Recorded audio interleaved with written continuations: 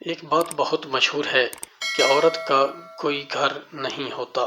پہلے وہ باپ کے گھر میں رہتی ہے، پھر میاں کے گھر اور پھر بیٹوں کے گھر۔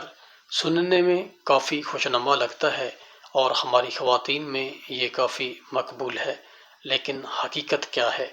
حقیقت یہ ہے کہ عورت کے بغیر کوئی گھر نہیں ہوتا۔ آپ نے اکثر دیکھا ہوگا کہ جس مکان میں فقط مرد رہتے ہوں ان میں محلہ کے لوگ جانا پسند نہیں کرتے، تعلق رکھنا پسند نہیں کرتے۔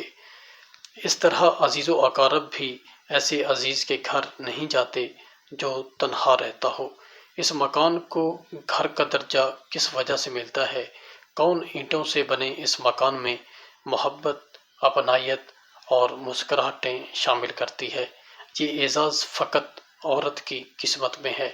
کوئی گھر عورت کے بغیر گھر کہلانے کے قابل نہیں ہوتا۔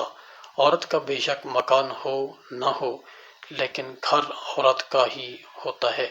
گھر عورت کے بغیر گھر نہیں رہتا۔ گھر عورت کے بغیر ادھورا اور نامکمل ہے۔ تو اصل جملہ یہ ہوا کہ عورت کے بغیر کوئی گھر نہیں ہوتا۔